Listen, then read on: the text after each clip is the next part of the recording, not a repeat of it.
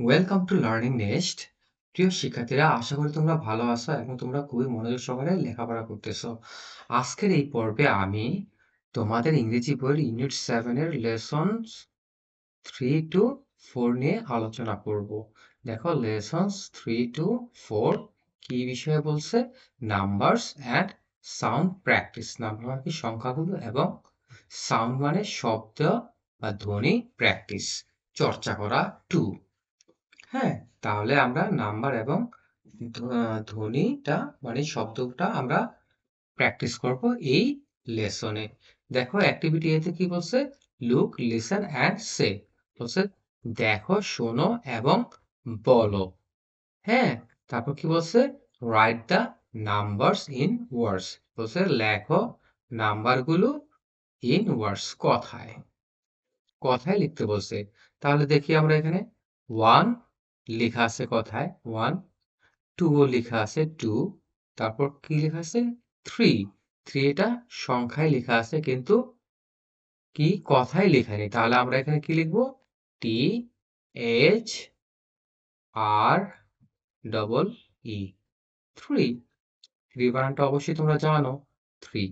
তারপর দেখো 4, 4 এখানে সংখ্যাটা দেওয়া আছে, কথাও দেওয়া আছে। তারপর 5, 5টা দেয়া নেই, আমরা 5টা লিখি এফ আই ভিই, 5, তাই না? F I ভিই, 5। তারপর দেখো 6, 6, হ্যাঁ, 6 কথায় দেওয়া আছে 7, 7ও দেওয়া আছে 8, 8টা আমরা লিখি 8 বানান কি? E I G H T, E I G H T, 8, তাই না? 8। তাহলে তারপর দেখো 9, 9 দেওয়া আছে এন আই এন ই, 9, তারপর কি 10, ঠিক আছে? 10, টি ই এন, 10। তোমরা কিন্তু অবশ্যই এই প্রত্যেকটা বানান কিন্তু খুবই ভালো করে শিখে শিখে নিবা, একেবারে পুরোপুরি মুখস্থ করে নেবে যাতে ভুল না হয়, ঠিক আছে? তারপর এখানে দেখো 11, হ্যাঁ, 11 আমরা এখানে কথায় লিখবো ই এল, ইন ওয়ার্ডে ই এল ই ভি ই এন, 11, ঠিক আছে? 11। তারপর কি আছে? 12, 13, তারপর কি 14। তো এই বানানগুলো আমি আর লিখবো না, তোমরা অবশ্যই তোমরা বাসায় এগুলা লিখে নিবে। 14, 14 বানানটা কি? F O U R, 4 T double E N, 14। তারপর দেখো এখানে কি 15 মানে 15, 15, তারপর কি 16, 16 বানান এর আগে আমরা শিখছি, তাই না? S I x 6 T double E N, 16। তোমরা এটা লিখে নিবে। তারপর কি 17, 7, 7 বানান কি হবে? এই যে S E V E N, 7, তারপর কি teen, T double E N, T, এই যে টিন কিভাবে? টি ডাবল ই এন, 17। আর 16 কিভাবে? এই দেখো 6, 6 লিখবা, তারপর এই টিনটা লিখে দিবা, টিন, 16। তারপর দেখো 18, তারপর কি 19। তাহলে কি তোমরা 9টা আগে লিখবা, 9 লিখে তারপর এই যে এই টিনটা তোমরা এখানে লিখে দিবা, 19। তারপর কি 20, T W E N, 20 Y, 20। তারপর দেখো 21, হ্যাঁ, 21, তারপর কি 22, এই 20টা তোমরা এখানে লিখবা। তারপর কি লিখবা? এই যে এই 2টা 20, 20 লিখে এভাবে একটা ড্যাশ দিবা, ড্যাশ চিহ্ন দিবা, তারপর কি লিখবা? 2, টি ডাব্লিউ ও, 2, ঠিক আছে? 22। তারপর কি 23। তাহলে এই যে টি ডাব্লিউ ই এন, 20, তারপর এই ড্যাশ দিবা, তারপর এই যে 3, এই 3 বানানটা এখানে লিখে দিবা, T H R double E, 3। তারপর দেখো 24 দেওয়া আছে, 25 ও দেওয়া আছে, তারপর কি 26।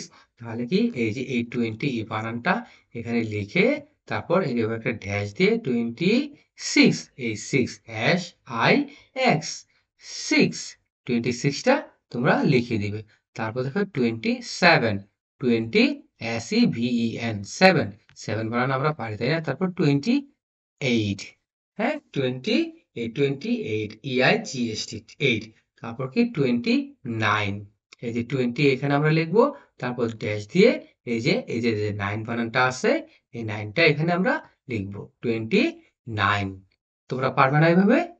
তারপর দেখো যে এখানে কি 30 30 বানানটা কি T H I R T Y 30 ঠিক আছে 30 হ্যাঁ তো তোমরা এভাবে সব কয়টা সংখ্যার বানানগুলা হ্যাঁ কথায় বানানগুলা একেবারে ঝাঁঝরা মুখস্থ করে ফেলবা যাতে কোনোভাবে তোমরা না ভুলে যাও ঠিক আছে তারপর দেখো অ্যাক্টিভিটি বি বিতে কি বলছে লুক লিসেন অ্যান্ড সে দেখো শোনো এবং বলো তাহলে আমরা এখানে কি প্র্যাকটিস করলাম এখানে আমরা সংখ্যাগুলা প্র্যাকটিস করলাম তাই না তাহলে এখানে আমরা কি প্র্যাকটিস করব শব্দ সাউন্ড শব্দ প্র্যাকটিস করব দেখো এখানে কি আছে জেড জেড ইজ ফর জু মানে জেড দিয়ে কি হয়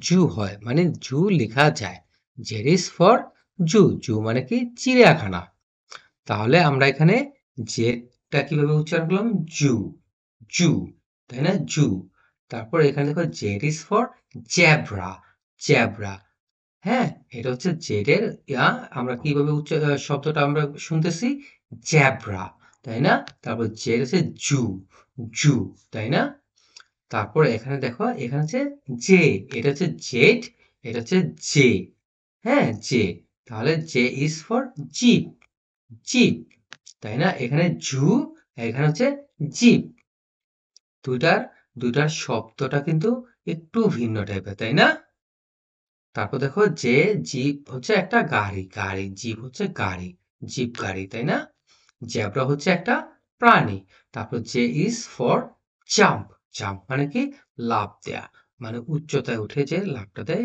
উপরে হ্যাঁ উঠে সেটা হচ্ছে জাম্প করা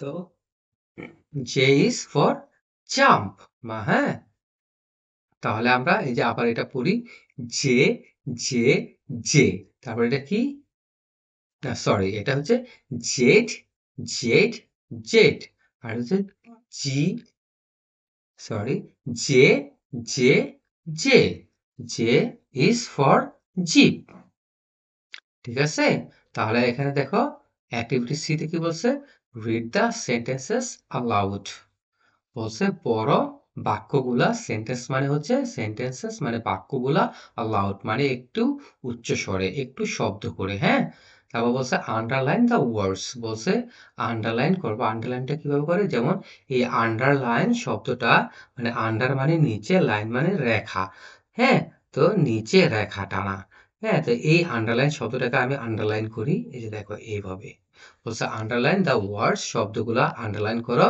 উইথ দ্য যে সাউন্ড যে শব্দগুলা যে সাউন্ড করে যে সাউন্ড করে সেগুলা আন্ডারলাইন করো আর বলছে যে circle the words with the Z sound যেগুলা জেড সাউন্ড করে যে যেগুলা জেড শব্দ করে সেগুলা সেই শব্দগুলা বলছে যে সার্কেল করো মানে গোল করো ঠিক আছে তাহলে এখানে কি বলতেছে দেখো এই সেন্টেন্স গুলো এখানে কি jump into the jeep jump into the jeep তাহলে এখানে কি জাম্প মানে যে যে সাউন্ড হচ্ছে তাই না তাহলে এটাকে আমরা কি করব আন্ডারলাইন করব ইনটু দ্য জিপ মানে জিপের ভিতর হ্যাঁ জাম্প করো জিপের মধ্যে জাম্প করো ঠিক আছে জাম্প ইনটু দ্য জিপ তাহলে এটাও আমি যে আমরা সাউন্ড পেলাম তাই এটাকে আন্ডারলাইন করলাম and go to the zoo এবং চিড়িয়াখানায় যাও গো টু দ্য জু জু ঠিক আছে এখানে জেড সাউন্ড আমরা পাইতেছি তাই এটাকে আমরা কি করব এটাকে এই যে সার্কেল করব ঠিক আছে তারপর দেখো বাস সেজ দ্য বি বি মানে কি মাছি হ্যাঁ বি মানে হচ্ছে যে মাছি হ্যাঁ তাহলে বাজে অর্থ কি মাছি যে যেভাবে যাওয়ার সময় যে সাউন্ড হয় পুং করে যে সাউন্ডটা হয় যে শব্দটা হয় হ্যাঁ সেটা হচ্ছে বাজ বাস সেজ দ্য বি হ্যাঁ আর সে মানে হচ্ছে বলা তো তার বলতে পারে না তো সাউন্ডটাকে এখানে বলছে বাস সেজ দ্য বি মানে মৌমাছি সরি তারপর দেখো এখানে কি বলছে, লেটস গো অ্যান্ড সি, চলো যাই অ্যান্ড সি, এবং দেখি, চলো যাই এবং দেখি, দি জেব্রা, জেব্রা, তাই না? এখানে আমরা জেড এর সাউন্ড পাইতেছি, তাই না? তাহলে এটা আমরা কি করব, এটাকে আমরা সার্কেল করব, এট দা জু, তাই না?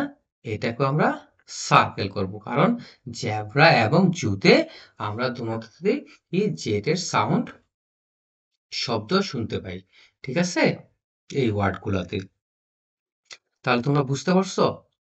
আশা করি তোমরা বুঝতে পারছো। হ্যাঁ, তাহলে আজকে এই পর্যন্তই। পরবর্তী পর্বে আমি পরবর্তী লেসন নিয়ে আলোচনা করব, পরবর্তী ইউনিট নিয়ে আলোচনা করব। তোমাদের পরবর্তী ইউনিট পরবর্তী পর্বটি দেখার জন্য আমন্ত্রণ রইল। ধন্যবাদ সবাইকে। তোমরা যারা ইউটিউব চ্যানেলটি আমার সাবস্ক্রাইব করেনি তারা অবশ্যই সাবস্ক্রাইব করে নিবে, আর যারা আমার ফেসবুক পেজ থেকে ভিডিওগুলো দেখো তারা ফেসবুক পেজটি ফলো করে নেবে। ধন্যবাদ সবাইকে। পরবর্তী পর্ব দেখার আমন্ত্রণ রইল।